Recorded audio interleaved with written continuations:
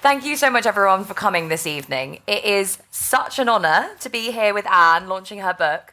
Anne and I met like a while ago. What was it? It must have been like 2 years ago, before I was really doing any of this cool stuff, and definitely way before I was doing any TV stuff, because Anne kind of took me under her wing a little bit and started recommending me for stuff, and we did a thing with Tariq Ali, and I basically wouldn't probably be in the position that I'm in today were it not for Anne, who is just obviously brilliant in so many ways, but also so lovely and welcoming, and I feel like you've done a lot for a lot of women on the left who often don't get a look into lots of these things. Thank you, I'm eternally grateful for you, and I think you're absolutely wonderful.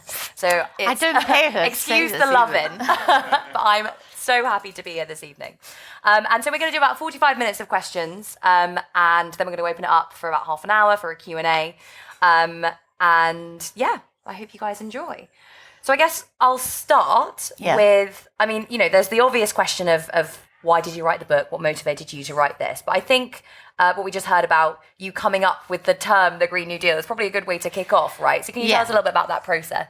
So yes, so the phrase, the Green New Deal, was actually first pronounced by Thomas Friedman in the New York Times in January 2007. And in the summer of 2007, Colin Hines, who used to work at Greenpeace, convened a group of people, and we used to convene in my flat near Baker Street regularly on a monthly basis, and it included people like Jeff Tiley from the TUC, Andrew Sims. So it was a group of environmentalists and economists, and we argued with each other quite a lot, actually, and it got quite ferocious at times. We also drank very fine wine, and I would make usually a sort of homely supper, and so it was really an amazing experience. So over a year, we worked on a report, and our big struggle, for me at least, was to persuade the environmentalists that they had to understand how the economy and the financial system was integrated into the ecosystem, and unless we thought about it in that integrated way. And that is what's really unique about the Green New Deal, and I think it's still the most unique thing about the British Green New Deal. I mean, we've got lots of imitators, of course, but not all of our imitators make that connection as explicit as we wanted it to be. But also, it was quite hard to do. It was quite hard to argue with. Richard Murphy was there, for example. So we had some good old bust-ups, but it was great fun. And Colin Hines is a very convivial character and insists on lots of wine at these meetings. So it was a rather wonderful friendship, and we still meet. We're meeting again next Tuesday in one of our monthly meetings. So we launched it in 2008. We published it, NEF published it, the New Economics Foundation has published it. And it didn't quite fall like a lead balloon, but it didn't rise either, really. UNEP, some worthy people picked it up. Jill Stein in the United States, who was the presidential candidate, picked it up. I think even Gordon Brown gave it a mention, and Obama mentions it, I think, in 2010. But it doesn't go anywhere, largely because we published it just before the collapse of Lehman's. And it was really astonishing, Grace, because people had, as far as I was concerned, the crisis had begun in August 2007 when interbank lending had frozen. It was clear that the whole system was breaking down, and the central banks were just sort of kind of keeping the thing alive. And the public didn't seem to know that until October 2008. And when that happened, when Lehman's blows up and the whole system blows up, then suddenly everyone wakes up to a great financial crisis. And our report sort of, disappeared, really. That's so interesting, because I didn't know that was before Lehman's that you published it. I mean, for me, and I suppose for a lot of people who weren't around at the time, that's the big moment where the financial crisis begins, when we start talking about stimulus packages and all the other big macroeconomic responses we've had. So actually this was This is just before. This is July 2008. And this obviously builds on the fact that I don't want to say you predicted the crash and you told us that it was coming, but you had an inkling, a kind of an analysis that suggested that the financial system was unstable far before 2007, didn't you? Yeah, so I had been working on sovereign debt. I was just reminiscing today, 20 years ago, I was in Rome with the Pope, Bono, Professor Jeffrey Sachs, Quincy Jones, for God's sake. Quincy Jones and Bob Geldof, as one does. And but there were some amazing people in that delegation, and we were there to tell the Pope that he had to tell world leaders to cancel the debts. And we then flew to Washington to the World Bank IMF meetings, and Clinton stood up and said, I'm going to cancel 100% of the debts of the poorest countries at that meeting, just 20 years ago, and we're back where we were then. So I come from, my perspective is entirely from that perspective, you know. I was fortunate enough to be in a position to work on the sovereign debt of the poorest countries, which gave me this sort of eagle-eye view of the international financial system. When I come home, all my friends are taking out mortgages, crazy money. They're borrowing crazy money. And I knew it was all going to blow up, and I just didn't know what time. So in 2003 at the New Economics Foundation, we published something called the Real World Economic Outlook. And in that we said it was going to blow up. And there was a selection of essays. And then in 2006, I wrote a book called, which the publisher, and let's blame the publisher here, the publisher insisted on calling the coming First World Debt Crisis. And I said, hang on, first of all, I am from Africa. I don't like this first world, third world stuff. And secondly, you've called it the coming First World Debt Crisis. By the time it's published in 2006, September, it will have come and my book will be out of date, I said. Anyway, so we published it in September 2006 and boom, you know, everybody said, oh, well, she's just a lefty, isn't she? You know, we don't have to take her seriously. And then post-crisis, suddenly people say, there was this little woman, Ann Pettifor, and she predicted the crisis. So when I was just getting ready to retire and look after my grandchildren, things took off. Really. There you go. There you go. So I guess before we get into the kind of meat of it, can you talk to us a little bit about that NEF report, the idea behind the first Green New Deal, how it's taken off since, and why, coming from a NEF report before the Lehman Brothers crisis that few people will have heard of, we've gotten to a point where this is like the rallying cry for the left?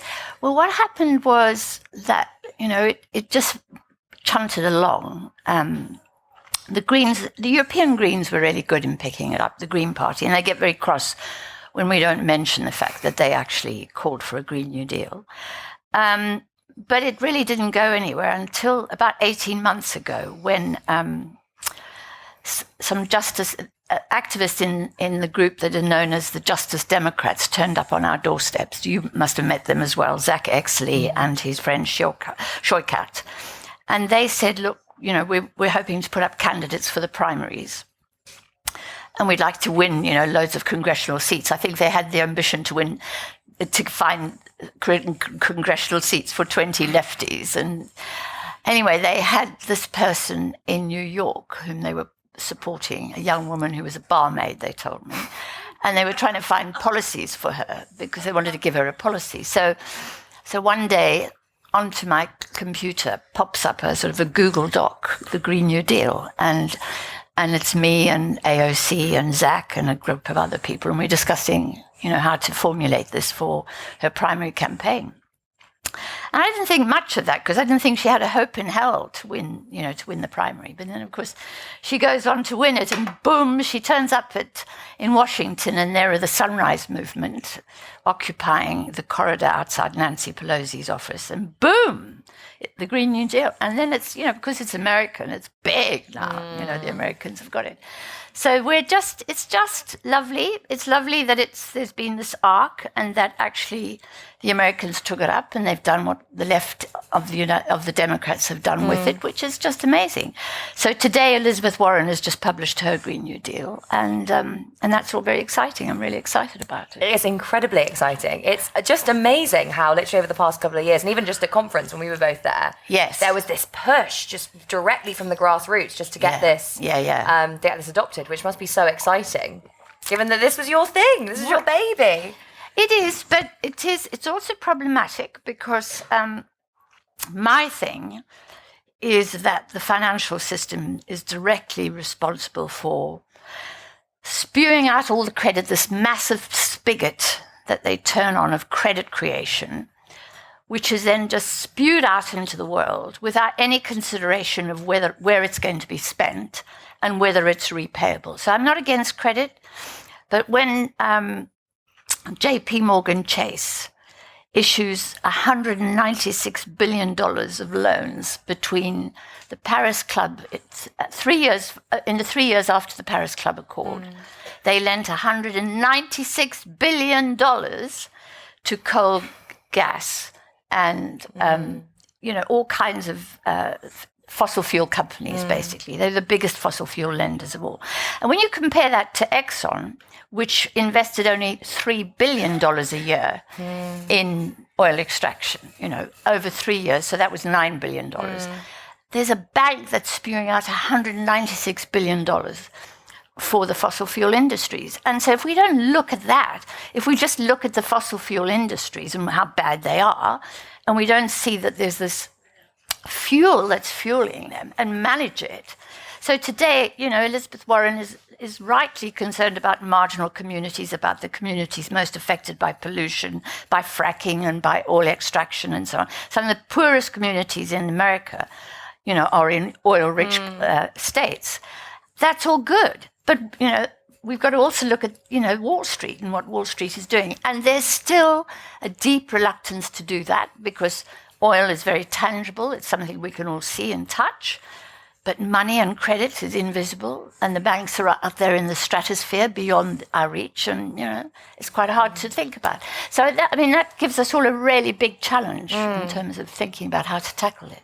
So, getting into now the meat of what the Green New Deal is, as someone, let's say someone's coming in here who has no background, they've been out in the Amazon, well, hopefully not the Amazon because they might not be coming back, but somewhere outside of communications for the last couple of years. They don't know what the Green New Deal is.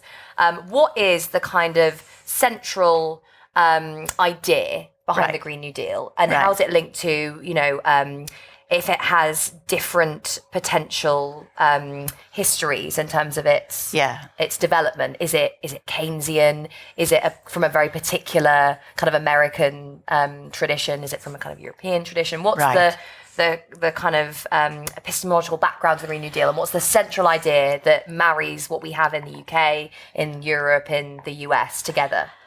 Wow, well, that's a big question. It's a big question, sorry. Yeah, but it's also my favourite part of the book, actually. And yes, it is Keynesian, for sure. And, I didn't think I was a Keynesian until I'd worked on sovereign debt. And then it was just such a relief to find someone who understood the financial system, and above all, who understood the nature of money. Because that's quite rare in economics to find people like that. So for me, the really important story in the book, it's just profoundly important, is the story of what happened in Paris exactly 100 years ago in 1919. And I find it incredibly moving because I've been to Paris just recently to talk about the Green New Deal. And Paris was in chaos. On May Day, there was a general strike. There were riots. The governments were impoverished. They didn't know what to do. People died. There's talk of delegates to the Versailles Treaty negotiations stepping over bodies to get to the Hall of Mirrors. And so Keynes is there, and he can see that the world leaders care not a damn about what's happening to the people of Germany and to the people of Europe, who are prostrate, who've been destroyed by this war. And there is virtually no hope. So he comes up with this little plan, and the plan is, and he does this on the back of an envelope, essentially, because in those days, we didn't have proper accounting, public accounts. There weren't proper systems for assessing assets and liabilities, if you like. But he managed to make a quite good judgment. He came up with this big idea that Germany should issue a bond. And the bond, as we all know, is nothing more than a promise to pay. And as I try and explain to people, it's like spending on your credit card. Nobody has money in the bank when they spend on their credit card. When you go to John Lewis to buy a washing machine, you haven't put your savings in the credit card account, right? There's just a promise to pay. And if your name's Ann Pettifor, the bank says, well, she can spend up to 5K because we trust her to do that, or 10K. If you're a Saudi princess, you can spend up to $1 million and nobody asks any questions. If you're me and you have no assets, you get about 100 quid. and if you're that poor, you don't even have a credit card, right? Well, yeah. So anyway, he said, Germany should issue this bond, this promise to pay. And everyone knew Germany was destroyed. So to give it credibility, and credibility is an important word here, it should be backed by the Allies, by the French, the Germans, the Americans, and the Brits, right? They should say, we guarantee this loan. And if they do that, then Germany would be able to raise finance. People would want to buy the bond, knowing that it was guaranteed by the Allies. Germany would get finance. And then he was more ambitious. He thought you could use this bond to create a new form of currency, which could then be used to help finance the debts of different countries. I mean, Britain had a big debt that it had to deal with as well post-war. So he had this big idea, and he said, look, this is a way to raise this finance. So he shows it to Lloyd George and to the Treasury, and to his surprise, there's no opposition. Shows it to the French, they like it. He takes it to the Americans. And Wilson looks at it, and within 24 hours, a letter comes back saying, sorry, no thanks. We would prefer for Germany to be financed through the usual private channels. And the usual private channels here means Wall Street, basically. Private financing of Germany's recovery is preferable, we think, to the public financing of Germany's recovery. And there's a wonderful historian called Eric Rauchway, who's recently written a book called The Moneymakers. And he's been going through Wilson's papers. And he's discovered that this letter was not written by Wilson. It was written by a man called Thomas Lamont, who was the chief executive of JP Morgan. Right? Isn't it interesting? Here we are today, JP Morgan Chase lending $196 billion for carbon fuels. And back in 1919, JP Morgan says no. So the letter says, we prefer that the usual private channel should be used, was written by the usual private channel, i.e. Wall Street, basically. And for me, that's profound, because what we then have is we have a restoration of the gold standard, which means the international financial system is governed by private authority. And Keynes wanted it to be governed by public authority, right? So he's defeated. And the reason I find Roosevelt and the New Deal so interesting, and there's a lot wrong with Roosevelt and the New Deal, and the American left will tell you all about that, about how racist it was, how discriminatory it was, how segregationist it was, and so on. And one of the worst things about it was that he excluded women from all of his big employment programs. Women had to stay in the home, right? So the man's not exactly a progressive. But on the day of his inauguration, he makes a speech in which he calls for the United States to chase the money lenders out of the temple that is our civilization.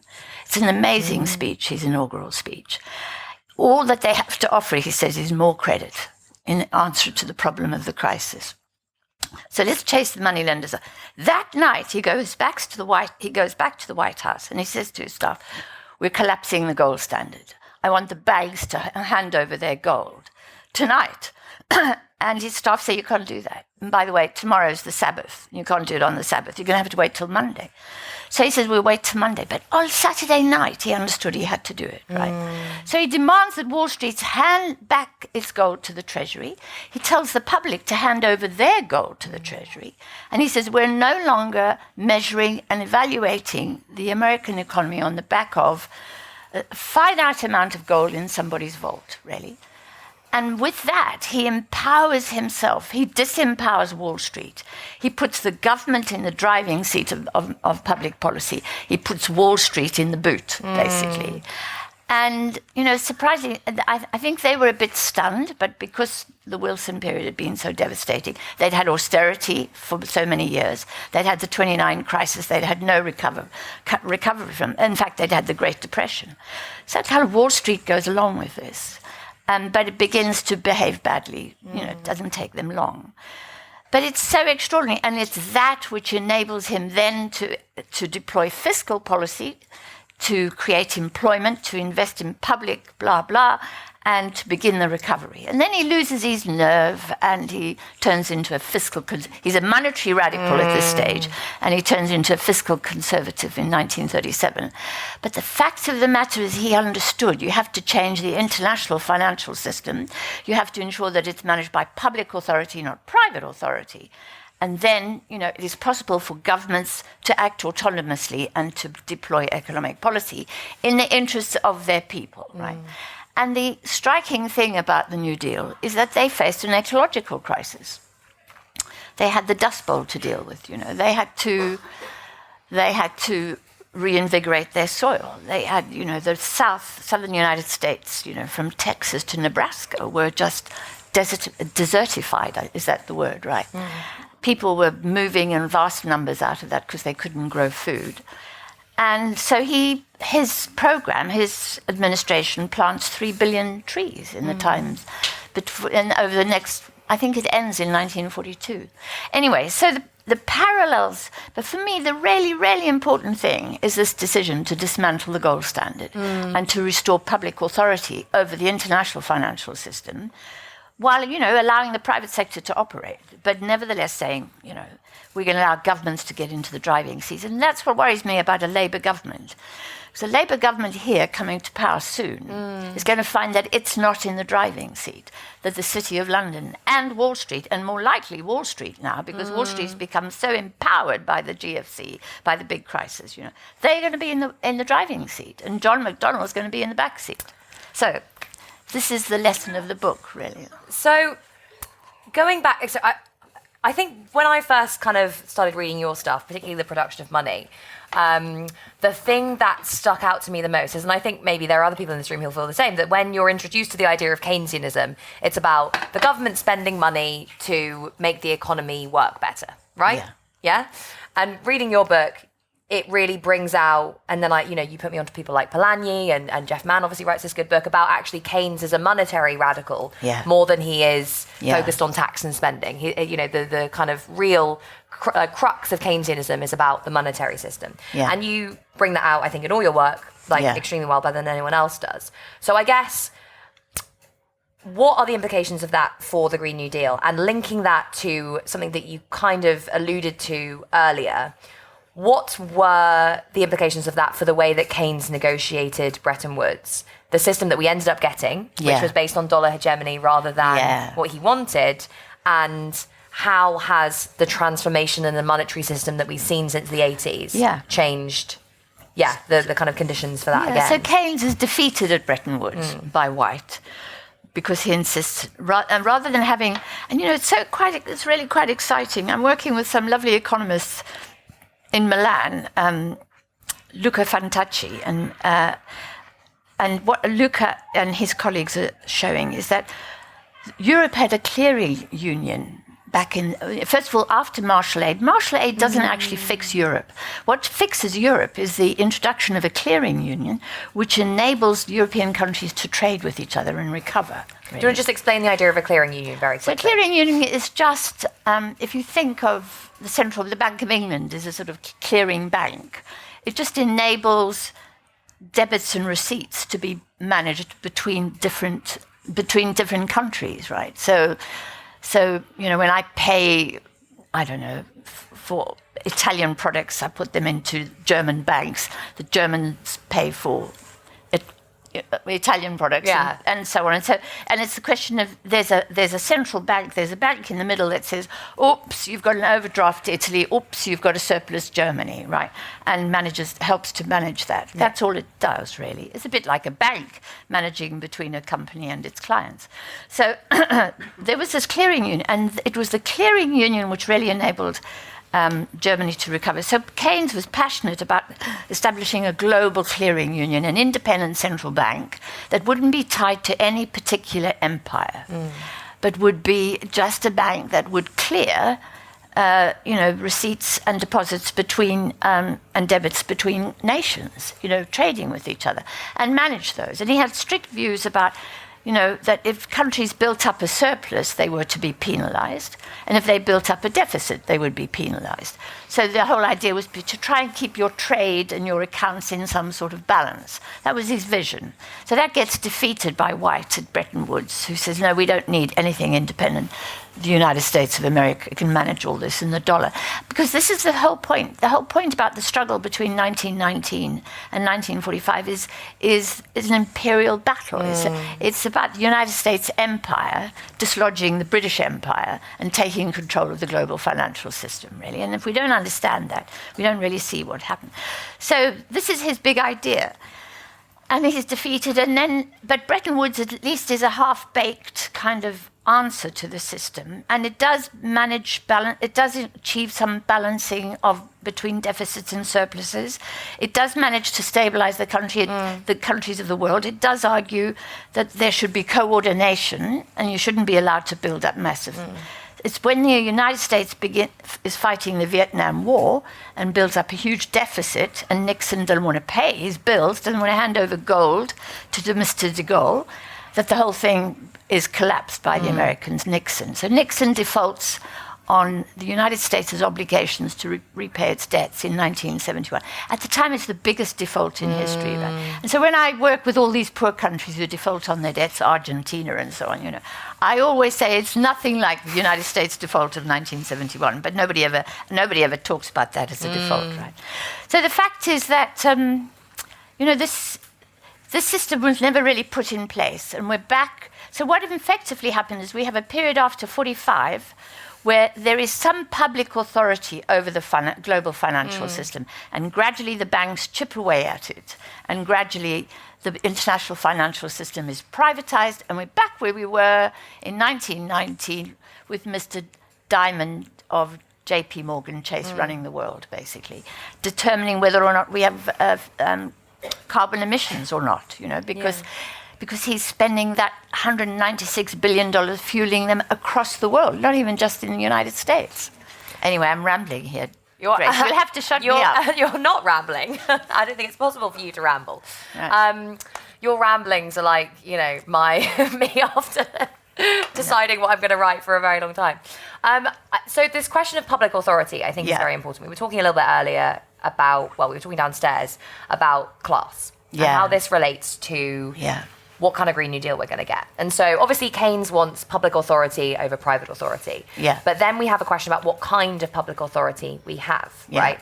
And that's both a question in terms of what you were saying about what kind of state power we're going to have, where it sits in terms of a much wider nexus of international capital, but also internally and domestically, what are the forces that are pushing for this kind of Green New Deal? Does it have a class basis in the sense of, is this something that can be married up with long-standing claims for the working class in this country? Well, maybe not the working class, but what I'd say is people who live off work versus people who live off wealth. Can it be married up with the class politics we start to see the many and the few in recent years? So it's really interesting. If you read the economic consequences of the piece, which, by the way, in this month actually has had its 100th anniversary. It's the only it's actually the only non-fiction book that's never been out of print in 100 years. It's a remarkable text, actually. It's a remarkable publishing phenomenon as well.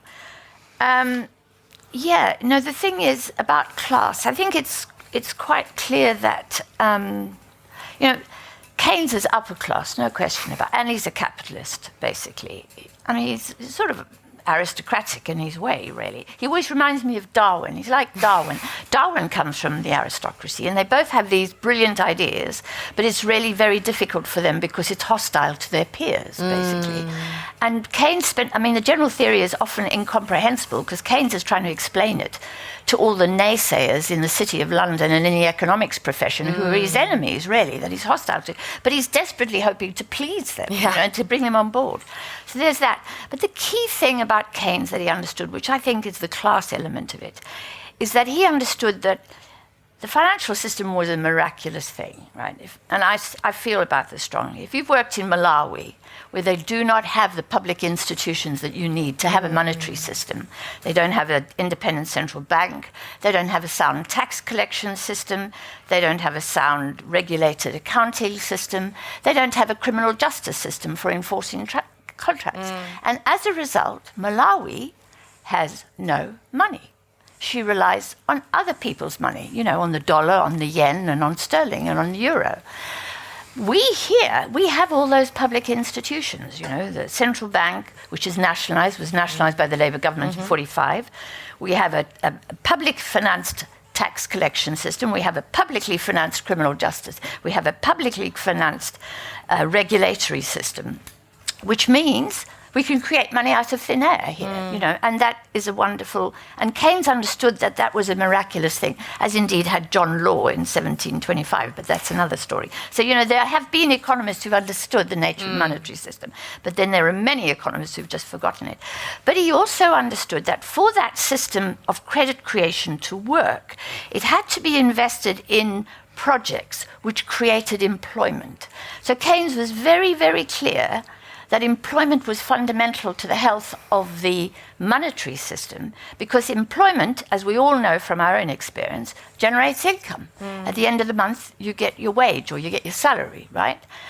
And that income is for me, as an employee. It's spent into the economy, so it's for the people working in the economy. But it also generates tax revenues for the government, so to return back to the treasury to pay for the debt. And unless the system works like that, it's going to get out of balance. So we see right now that we have an anti-Keynesian system right now. We have massive imbalances, very high levels of debt, and very insecure employment, with people not paying taxes, essentially. Therefore, not enough tax revenues, very low paid, insecure employment.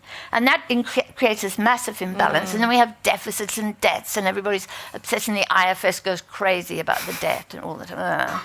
So the way to correct that imbalance is not to cancel the debt or write off the debt, is to create employment. And the employment generates the income, which pays the debt and blah. Which is why I think that, you know, what Labour should be arguing for is a full employment economy. But many people in the Labour Party say, oh, we can't say that because we've already got full employment. We have not got full employment, right? We haven't got skilled, highly paid full employment. That's what you need to balance the books, you know. And he had this famous phrase he did on the radio. He was a really good communicator with Keynes. He was on the radio and he says to some banking dignitary, you know, my dear young man, you cannot balance the nation's books by cutting the nation's income. So we have in Britain for the last 11 years cut the nation's income. And to our great surprise, it hasn't balanced the nation's books. But we haven't just done it here, we've done it all across Europe, and we've done it in the United States. And so we have not yet recovered from the great financial crisis. And that has led to insurgencies, quite naturally. So this is, for me, where the class thing comes in. But it's very, in my view, it's kind of confused, you know. So the people who vote for Donald Trump are saying, we're mad as hell. We saw you bail out the bankers. We've lost our jobs. Our kids can't find anywhere to live. We can't get them to go to university. You know, we're feeling mad as hell. We've got these debts. We need a strong man. You know, Mr. Trump is a strong... We know he's strong. He's this big guy. He's going to come and look after us. Or Mr. Erdogan in Turkey, or Orban in Hungary, or, you know, Bolsonaro in Brazil. These are strong men that the people have looked to precisely because the system has failed them, really. So when it comes to class, I think that a truly Keynesian monetary policy is a full employment policy. Right. The monetary system doesn't work without that. But you can't at the same time just focus on fiscal policy. You've got to work for both. But I don't think I've answered your question. For me, it's not so much a class issue as an imperialist issue, really. The big struggle is what's going on out there in the stratosphere between Wall Street, the City of London, and Frankfurt, basically, and Singapore. You know, there's this huge struggle going on. China, in Singapore and in Hong Kong, and it's no surprise there's an insurgency in Hong Kong. And then there's Wall Street, which is now trying to usurp the City of London. There's Europe, which is still whose banking system is incredibly weak and vulnerable and fragile, you know. So this great power struggle is going on, and we're walking around the street saying, well, you know, it's very unfair that we've got a fiscal deficit, or we should have a fiscal rule. That's what's going to fix it, you know. So you touched a little bit there on the full employment, because there are elements of the Green New Deal, obviously, in the US where there's a jobs guarantee, along with, which is part now, I think, of a kind of wider set of prescriptions from the MMT crowd. So I guess I want to, and, you know, often that comes along with either a UBI type system or something along those lines. I kind of describe those sets of ideas in my book as kind of solutionism, right? You have one thing and that's going to save the entire world because it's a really clever idea that everyone's going to adopt. So I'm just wondering what you think about the idea of, all we need to do is have a UBI, or all we need to do is, have MMT and everyone will be able to print money and, that'll be the end of it. Well, I'm very rude about MMT. I don't think it's either modern or a theory, basically. And the reason for that is that it's, as I said, you can trace quite a lot of... For the ignorant ones, just explain that. Oh, I do beg your pardon. I'm so sorry. I was just acting like we were... Sorry. Yeah. It's modern monetary theory. Yeah. Modern monetary theory, and UBI is universal basic income. And modern monetary theory has been advocated by a section of the left in the United States, and some of it is right, but it's actually, in my view, quite limited in its scope, really. And one of the policies it advocates is to guarantee jobs for absolutely everybody in the economy, on the one hand. And then there's a separate strand somewhere that's arguing for a universal basic income, that we should all be given an income and should choose not to work if we don't need to, So I don't think a UBI would work for the very reason that I explained about how the monetary system works, but mainly I don't think it would work because it would serve as a ceiling, not just a floor. If you can live on a UBI, then why should I pay you more than the UBI rate, basically? And, we saw this, and Polanyi demonstrates this with Speenham Land, that back in the day, Speenham Land worked to force wages down, which is what capital wanted at the time. So I'm very sceptical about its benefits. I'm in favour of universal basic services, so everybody has access to essential services. And then there's MMT, which is only a part theory. MMT doesn't really deal with inflation, or it doesn't really deal with the rate of interest. Or imperialism. No, I mean, and it assumes the dollar, and it's all very well if you're an American and you print the world's money to say you can go on printing forever. You can't do that if you're Malawi, and you can't do that if you're Britain. So there are some deep problems in that. But what it indicates, in my view, is the poverty of the economics profession, the failure of the economics profession to make sense of what's going on in the world and to educate people about it. The economics profession is dominated by microeconomists who focus in a very neoliberal way on the activities of individuals and of firms and of their relationships, and their behavior and all that kind. So it's like looking at a very micro level and not understanding the aggregate economy, the macro economy. And that seems to me to be deliberate, because if you want to look at the macro economy, you have to look at the international finance, the banks and the banking system, And when I started on this, I couldn't believe that people didn't understand where money had come from. They thought that money was the result of a form of barter, and that gold, there's always the gold fanatics, people who think gold is money and so on and so forth. But most economists, and if you read economics textbooks, they do not explain what money is or where it comes from. And that's really... So as a result, I think all kinds of theories bubble up, and some of them are flawed and so on, but they're all attempts to make sense of a world that an academic profession cannot make sense of. So if you thought about... if aeronautical engineers, for example, didn't provide answers as to why aeroplanes remain up in the air, and said, sorry, but it's a mystery to us, really, and really, we'll leave it to you to work out. And then suddenly a plane crashes and they say it's nothing to do with me.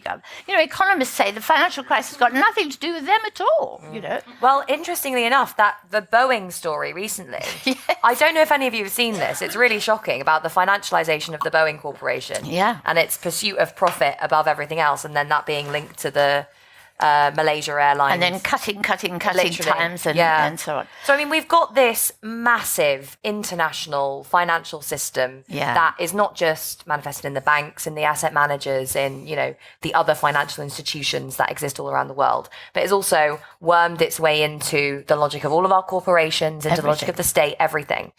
It's a big thing to want to take on. Yes. And the Green New Deal feels like a rallying cry to allow us to mobilise to fight back against that logic. Yeah. What for you is the most important policy to implement upon, getting control over the state apparatus in order to try and push back against that logic? Well, two things. I love campaigning, and I've got a campaigning background, and I know this is really, really hard to sell, really, and hard to frame. I don't think it's terribly hard to explain to people, because I have the greatest confidence in the intelligence of the public. The public are not, I've learned that from my own experience. But it's a hard sell because we all benefit from the international finance. We love traveling and being able to draw, use our debit card in Vienna or wherever it is we go.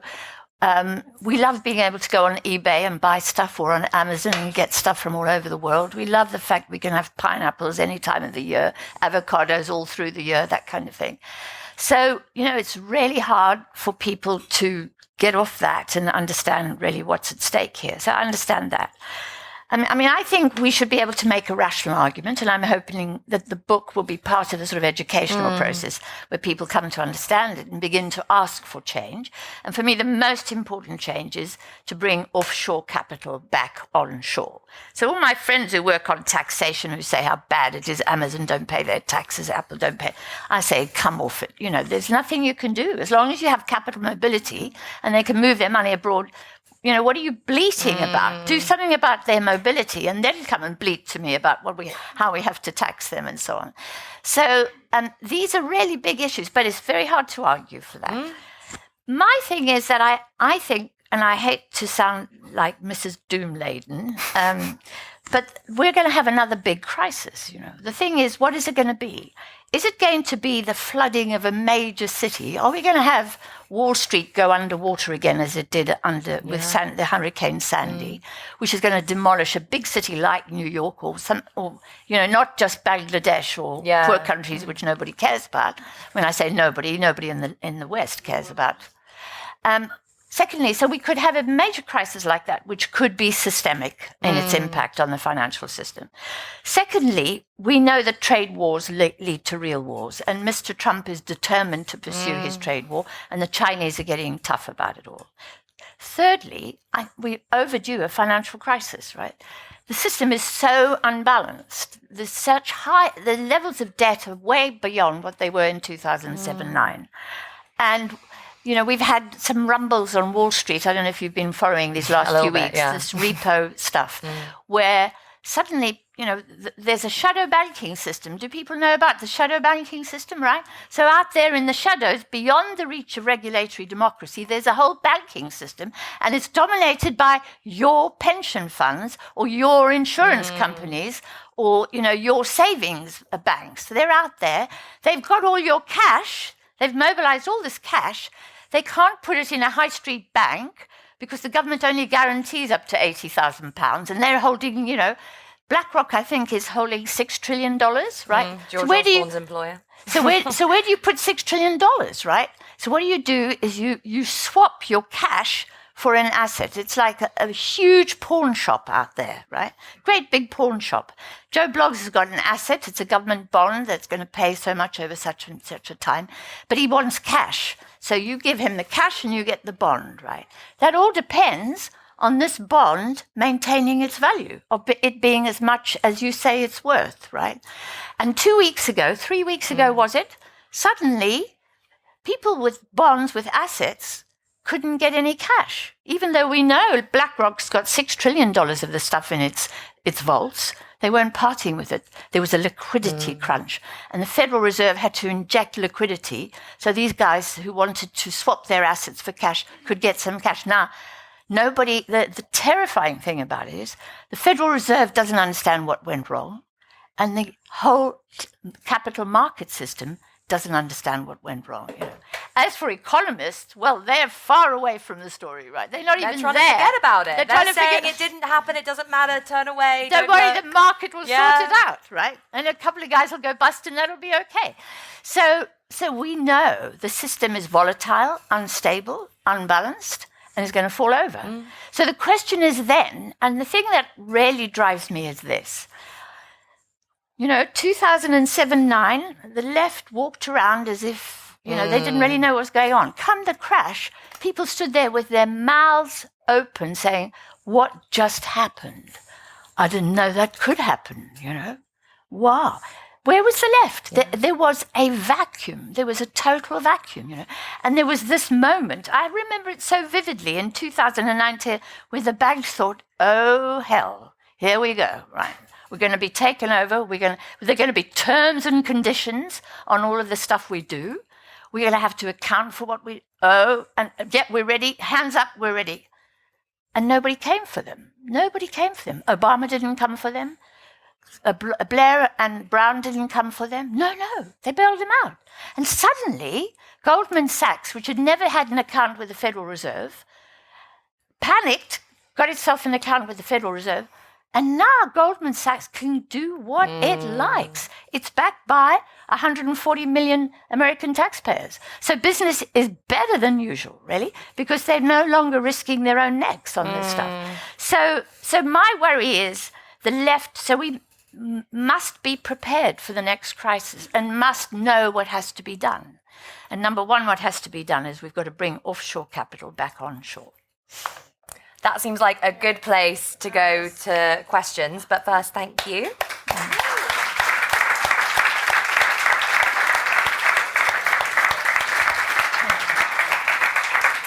So I'll take 3 at a time and we'll try and do 3 rounds. And if we can go for questions, not statements, and have a gender balance, that would be lovely. So with those caveats, would anyone like to ask a question?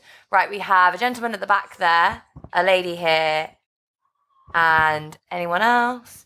And yeah, what? In terms of the offshore amount, I read maybe 4 or 5 years ago it was something in the region of 21 trillion. Yeah. Wouldn't that's lots of asset, isn't it? How do you get it back? According to the Financial Stability Board, there's $376 trillion of financial assets out there. How much of that is real? How much of that, if you really want to turn it in real money, would become real money? I'm not at all sure of. $376 trillion, right? It's way beyond. And there's the global income, global GDP, i.e. what you and I earn every day and the stuff we make, that's $80 trillion. So, you know, there's a load of money created out there, credit essentially. It's more than 22 trillion, I can assure you. Lady in the front there. Sorry, there. Yeah. Thank you very much. That was great. I have a question about implementation. So say, hypothetically speaking, everyone reads your book, completely on board, and we go ahead with it. What are the major challenges we should anticipate, particularly from like policymakers' perspective? Like what would be the challenges in putting it into practice? Right. Okay. And then there was sorry, lady in the front there. How does Bitcoin? Bitcoin figures. Question about Bitcoin in the front there. Right. So what are the big challenges? Well, I think the big challenge, first of all, is that, you know, the banks are going to fight like hell. And the fact is they are detached from our economies, you know. Does JP Morgan Chase care about what we think? No. You know, because he and his bank are beyond our reach. But that's only because we think he's beyond our reach. And that's the thing I would really like to stress tonight, more than anything else, and I'd like people to take ownership of, is that the monetary system is like the sanitation system. It's a great public good.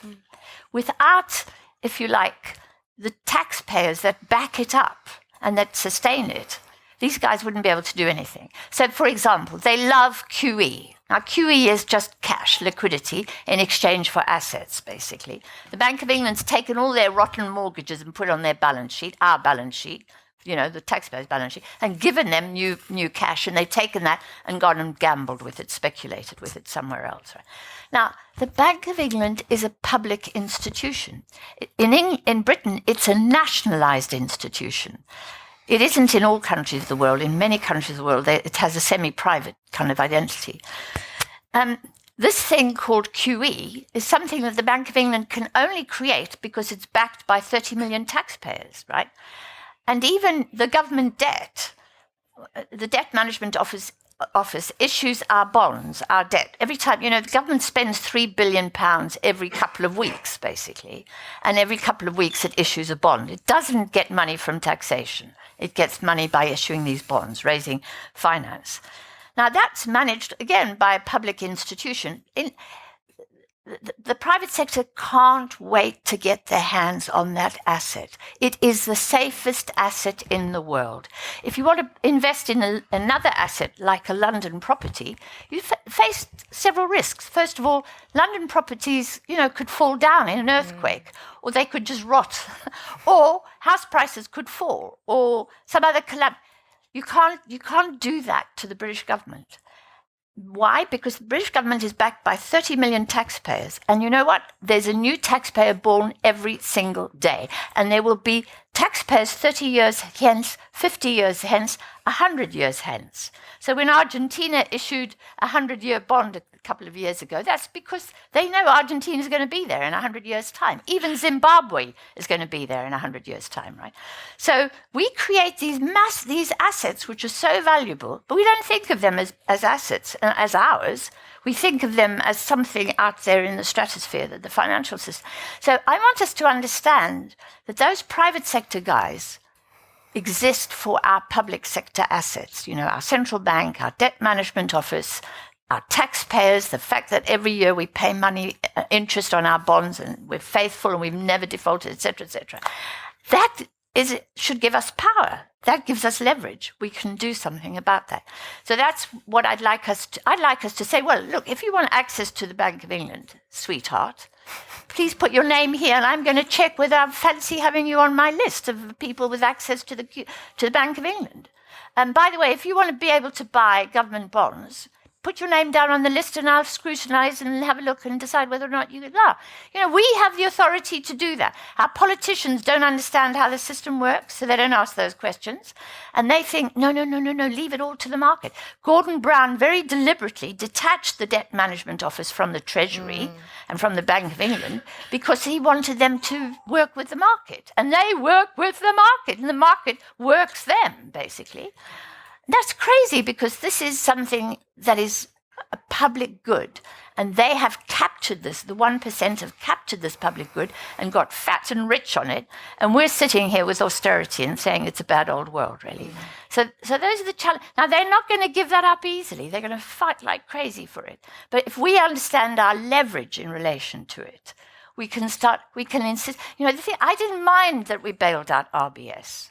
I didn't mind that we bailed out the banks. I knew that we need the banking system, that if all our ATMs had been closed up on that horrible day in 2008, we would have had chaos and riots on the streets. What I minded was that we did it unconditionally. We didn't say, yeah, you can have our money, but these are the terms. Thou shalt lend to SMEs. Thou shalt lend at very low rates of interest. Thou shalt sort out those who can't pay their debts and restructure them. And if you don't do that, sweethearts, you can't have public money. It's not difficult. But did our politicians think of that? No. And did we ask them to think of it? No. So that's the problem, So the challenge is for us to get ourselves empowered and understand how the system works. That's my mission. And I especially want women to do this stuff, because women are very smart and manage everybody's budgets except the nation's budgets, And it's about time they got a handle on this and started to say, sorry, we want to manage it differently. So there was that. And then there's Bitcoin. So the thing about Bitcoin is it's based on a deeply conservative monetarist view of what money is. So for monetarists, money is like gold. It's finite. There's only that much of it, right? And that's a good thing for it to be finite, because that way we can manage the spending of the nation, right? We can say, sorry, you can't spend too much because there's only a limited amount of gold in the bank. So we can say, no, we're not going to create more credit than what we've got gold in. That's what the gold standard was, right? And it's a pretend thing because there isn't often a distinct relationship between the two. There wasn't in the gold standard. But it is a way of saying, let's limit government spending and public spending to the amount of gold in the bank. Now, Bitcoin is about, let's create a finite asset. I don't know how many Bitcoins, is it 7.2 million or something? They've stopped now anyway. They decided in advance that they would only mine this many Bitcoin, and then it would become like gold. It would be finite, and its finitude would be what would give it value, right? And then they chop it up into tiny little bits and flog those little bits, and that's why there's lots of Bitcoins running around and other currencies, other so-called currencies. But really, this is not really money. This is a new kind of asset, but it's a crazy asset. I mean, where does it come from? It comes from some guy's computer in China, using up loads of energy, et cetera, and he's creating this little computer bit, and he's saying it's got a massive value. So what we've seen is it goes up, and then it comes down as people, and is it called pumping, where the people who own some, when the price falls, they pump up the price, and then they pull it down again, and so on. And people make loads of money out of that volatility. But it's crazy, crazy, crazy. Don't go near it. Having said that, I go home to South Africa every so often, and my family live in a poor part of Johannesburg, and over Christmas dinner, everybody was buying Bitcoins. And I just... And having a discussion about monetary theory over the Christmas dinner wasn't easy. Well, if Bitcoin's done anything, I suppose it's made us think about what money is. Exactly, right? yeah. Right, so 3 more. So there's a gentleman there, a lady here, and a gentleman... go back to there on the outside. Then gentleman just behind him in the blue, and then lady up there. How much of these challenges are overcomable in one nation, say Labour wins? Can you have a Green New Deal in one country? Good question. Very good question. And then, just in front of this guy. There you go.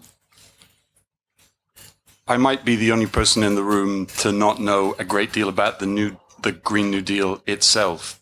All of what you said about the financial system, I agree with. I read economics, but I haven't done any economics in the last decade.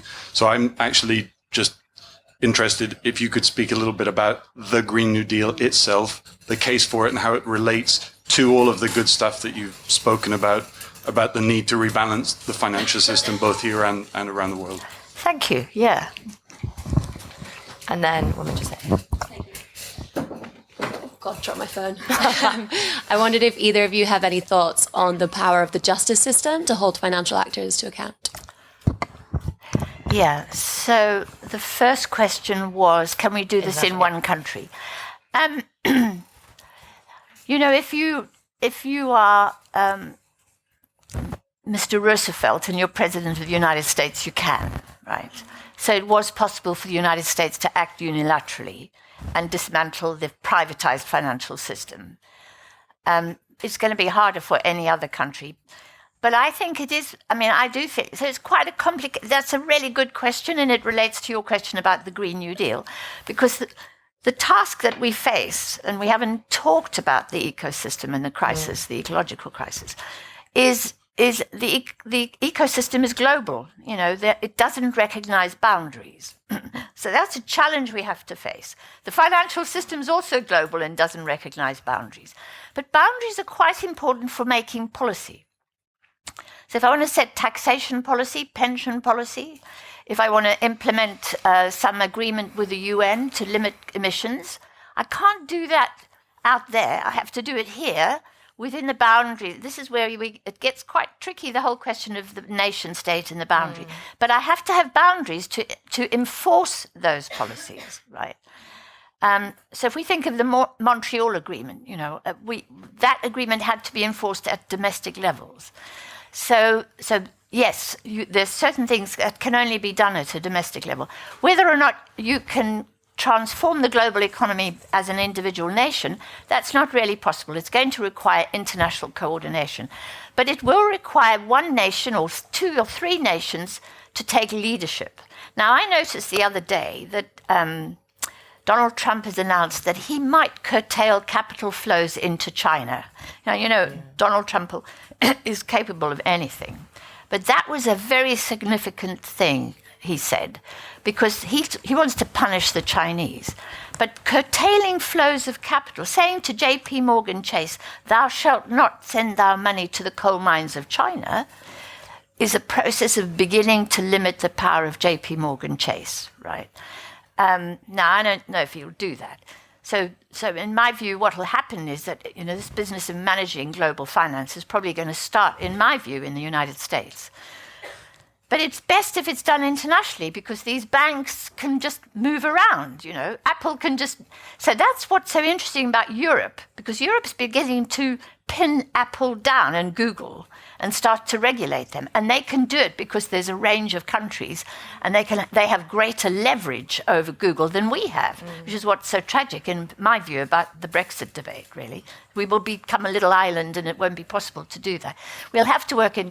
But I also think there can be individual countries that could take international leadership, that could show leadership, And it could be China, but it could also be Britain. I mean, we have the legacy of understanding. We have Keynes, we have John Law. We have a long legacy of understanding the monetary system, and we have a banking system, So we could take action, and we could encourage others to take action. But the fact is, it has to be internationally coordinated, just as dealing with the ecosystem is going to have to be internationally coordinated, but implemented at a domestic level. The second question is, what is the Green New Deal? Well, the Green New Deal, the reason why it was developed was we knew that for us to survive, to avoid extinction, we had to transform the ecosystem. And the Green New Deal argues that in order to transform the ecosystem, to move us away from our addiction to carbon and our dependence on carbon into a non-carbon, that's going to take a load of dosh. That's going to take a load of money. Where will the money come from? And a lot of environmentalists argue, well, we'll just put carbon taxes on. We don't argue that. We're against carbon taxes. We think they're regressive, and we think the Gilets jaunes in France have proved that, right? They're right. Why the hell should they pay the price of the fact that France has exceeded her rate of emissions, when actually they weren't responsible for most of them. The 10% were, the 1% were. So the fact of the matter is, we've got to find finance aside from revenues from taxes to pay for this massive transformation. Where is that money going to come from? Now, we know from history, when Britain went to war, when Britain's security and its very survival was threatened, we found the money to defend ourselves. The monetary system worked for us to make that happen. It wasn't easy, but it worked for us. And it's that experience that we're saying, right, now we're going to have to manage the monetary system again in order to finance this big transformation, which is like a war. It's like going to war and tackling that war. And that's why we thought, that's why the Green New Deal is, in my view, so important. It's not enough to say we're going to decarbonize. The question is, how do you move the whole transport system away from carbon? And without having electric cars, because I don't think that's the answer, but now how do you build the whole infrastructure that's needed for an alternative transport system? How do you transform land use in the country, the way we've been farming? How do we transform that and keep feeding ourselves? How do we transform our energy use? Even that's huge. How do we close down our oil? We've got to close down oil companies. We know we've got to do that. We've got to close down coal companies. We're going to have to compensate shareholders, no question in my mind. We're going to have to compensate the workers. We're going to have to reskill them and uptrain them and move them into non-carbon kinds of activity, right? Now, we know it can be done. We watched Angela Merkel close down her nuclear power stations almost overnight, and the Germans have promised to close down their coal stations. It's going to take a bit longer. We know it can be done. The question is, how do you finance it? And that's the point of the Green New Deal. And it draws on the experience of Roosevelt when he had to tackle a 25% unemployment in his nation and the rise of fascism. This is the other thing we have to bear in mind. He was faced by fascism as well inside the United States. America First was something that was, raised in the 1930s, not in and then he had to deal with this huge ecological crisis, the Dust Bowl. So that's really what the New Deal. Does that explain it better? Sorry, but we haven't talked enough about the ecological side of it. I admit. Now, the third person was about the legal system. How? Yeah. Power of the justice system. Yeah. So there is no international law, and I feel passionately about that. And I feel passionately about that because I worked with poor countries that got into debt, right?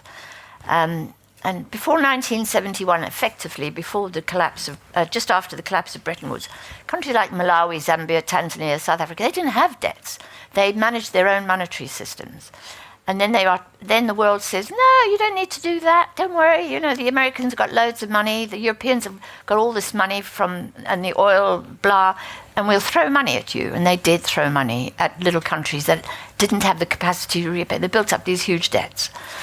And then they get into terrible debt, and then they can't buy, and they can't invest in education, health, or anything because they're paying huge sums of money in foreign currency to another rich country. And we intervene and say, this is wrong, right? You've got to write off these debts. And there's no law. There's nothing that says, there's no bankruptcy law. There's no bankruptcy law in the international system. If my warehouse burns down here in Britain, I can go to the bankruptcy court and say, look, the warehouse has burned down, I can't pay my debts. And the court says, well, you know, did you lend the person money? And yes, they can't pay this. You can't put their children in jail. We tried that in Dickens's time, you know, in Marshalsea prison. We tried to put debtors in prison. But you know what we discovered? We discovered they can't pay their debts when they're in prison, right? Oh, wow, we learned, bankruptcy. There is no, you can put Argentina in prison, you can put Zambia in prison, you can put Ecuador in prison. Right now, Ecuador is in prison and her people are in revolt as we speak, right? And guess what? That doesn't help her generate her income to repay her debts.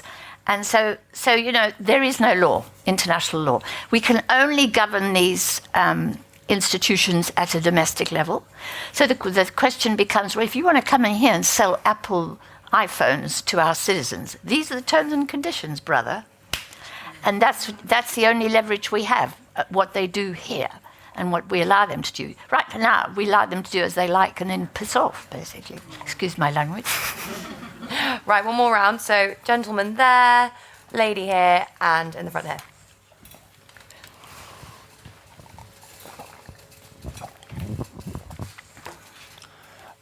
Yeah, thank you. The sort of projections for how quickly you need to cut the carbon emissions that we're looking at are very rapid. Yeah. And I think at the moment the level of investment in renewables is maybe 5% or 10% of what it needs to be. Yeah. So you're talking about the government trying to use its power to borrow to finance on a much bigger scale. Yeah. And that's not just in energy. You're talking about agriculture and many other areas. So it sounds like the government is going to be heavily involved in the economy.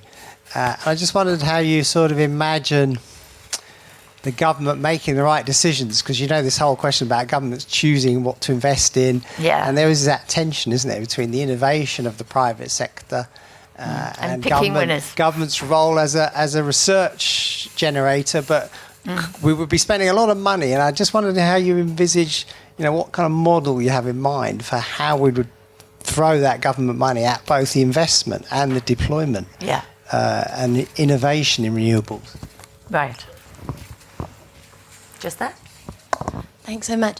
I just wanted to ask about what would it take to get to full employment? And in the Global South, that reality of a full wage has never kind of been reached, so what would it take? Yeah. And then that? One of the elephants in the room in terms of the ecological transformation is the question of economic growth, obviously, and the only model in the 2018 IPCC report that doesn't have mad amounts of kind of Frankenstein technologies sort of built into the maths is one that says you basically have to stop growth. And obviously when you look at material throughput and the ecological economics thing, then that emphasises that point. How does that change the calculations effectively? Great. Believe it or not, all three of these questions are, I'm going to answer all three of them simultaneously, if that's okay. So the big question is, how does the government do this, right? I just wanted to give you a little insight. So I'm working with a group of people advising the Labour Party on how to green the financial system. And we're very struck about the fact that there aren't green bonds. And the private sector and the finance sector isn't issuing green bonds, really. So everybody's whinging about that, that they're happy to issue bonds for carbon-related stuff, but not for green stuff. The fact of the matter is nobody is creating green assets for them to invest in, right? So it's really critical for the system to work, for the government to invest in new assets, essentially. Now, what those are, well, let's say they're invested in new railways, right? Or I'm not an expert on the transport system, as you'll quickly gather.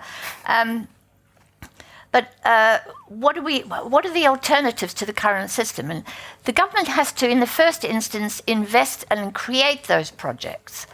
And then the private sector will come in. It always works like that. The private sector cannot be relied on to initiate that. So to do that, the government's going to have to borrow. Now, we have this situation where we are now, which is it's very unbalanced. The system is very unbalanced. We're all going to be saying, oh, you can't get into debt. Oh, you want to borrow, don't you want to? And the IFS will start screaming about borrowing again. The fact of the matter is the government's going to have to borrow more. And it's going to have to borrow very large sums of money to invest in projects very urgently, because you're right, the deadline isn't 2050. We're lucky if the deadline is 2030. It could be even sooner, right? But these projects have to be created. Now, what could they be? I mean, it'd be best if they were not carbon projects. What that means, the government could invest in education, it could be investing in health, it could be investing in training women to look after people with Alzheimer's and paying them a lot more money for that, right? It could be investing in building up social infrastructure as well as physical infrastructure. Then the question becomes, having invested and created those projects, that then generates employment. Now, for me, a green economy, a sustainable economy, a steady state economy, and we haven't even started on a steady state economy, has to be a labour-intensive economy. And I put it very crudely in this way, we're going to have to grow our own green beans. We're going to have to walk and cycle. We're going to have to find ways of getting around. We're going to have to give up flying. We're going to have to find ways of moving around. We're going to have to do the sort of getting across the Atlantic that Greta Thunberg has worked on, right? So that's going to be a labour-intensive economy. And for me, that's what's green about it, is that, and that labour must be engaged in activities which are not carbon generating. And the beauty of that is quite a lot of what women do is not carbon generated. We never think about it as infrastructure. We think about what they're doing as revenue expenditure, but what blokes do when they build railway lines and hospitals, that's infrastructure, No, we want to invest in what women are doing, which is not carbon generating, but which raises social infrastructure. Caring for the sick, educating, creative, the work of arts, all of that stuff, which I think, we're crying out to do. But then there's also things like flood defences, or about removing flood defences because the walls that we've put up are actually making things work and not allowing rivers to do what rivers should do, and so on and so forth. This is labour-intensive work, and it doesn't need to be done by machinery. Now, it's going to be hard.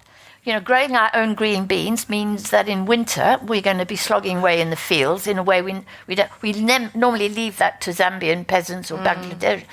We can't do that. We can no longer draw on Kenya's water table to grow our green beans and carnations. No more, right?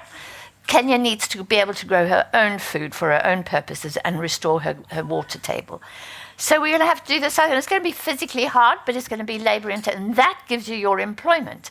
And employment generates the income, which pays for the borrowing, and that brings down the debt. So Labour government in 1945 got debt to the level of 250% of GDP. If it rises to 90% today, people go bananas about that. But it was at 250% of GDP. What did they do? They built the National Health Service, they built housing, they built the education service, they nationalised the coal mines, they just spent money on employing people, and the debt came down. And this is the logic which most economists don't understand, and certainly in the Institute for Fiscal Studies. And I'm really fed up with those guys. They don't get this story. This is a macroeconomic story, you see. So that's employment. Now, George, your key question is about growth. The trouble is you really ought to read the book, because I've got a whole section there on growth, which I'm now having to...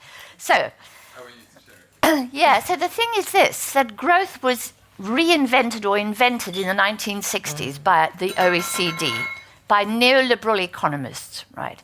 At a time when Britain was at full employment. When you're at full employment, now the question is, can we afford full employment in ecological terms? We're going to have an ecological budget as well as a financial budget.